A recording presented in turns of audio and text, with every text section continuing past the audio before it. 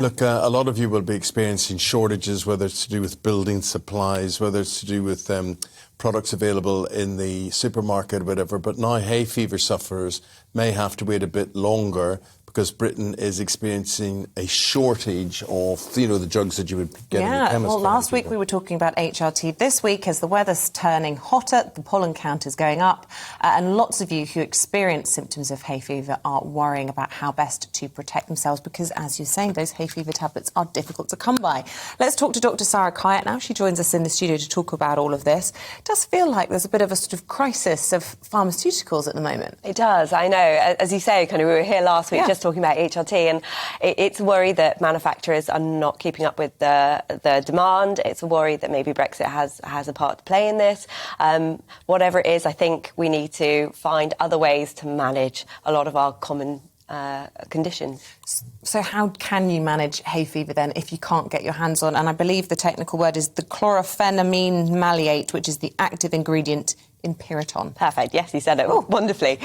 So there are other antihistamines out there. So do remember that even if you can't get hold of Piriton, you can get hold of the other ones. Your pharmacist will be able to help you with that.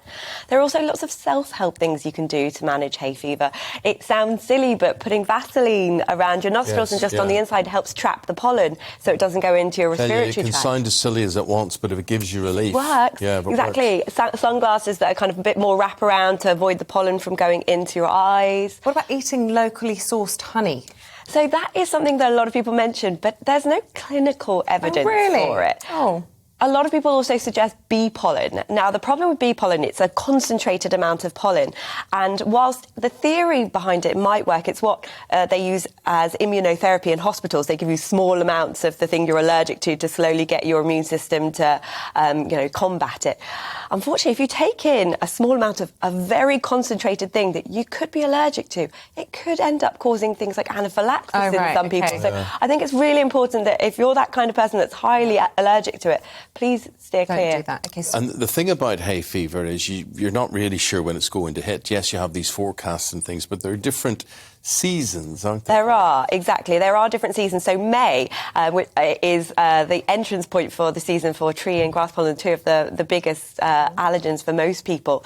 And that, together with the upcoming hot weather, is going to cause this big influx of hay fever at the moment. We've got this upcoming hot weather. We've also got a lot of rain in between. How much does rain help to dampen that down? I think we've got 2 hot days, then lots of rain, and then a sort of heat wave next week when it's up to sort of 24, 25. Will the rain help to deal with that? Yeah, so rain is good. It washes away the pollen from surfaces and things like that, which is actually what you need to do to yourself. So when you enter your house, having been outside, first thing you should do, take off your clothes, put it in the wash and get in the shower, washing your hair and everything to wash off all that pollen. Clothes off, you in the shower, because it's your hair and things that can carry this around. And otherwise you're just then bringing it to your bed for night time. You're just going to be, your bed clothes on your pillow, whatever.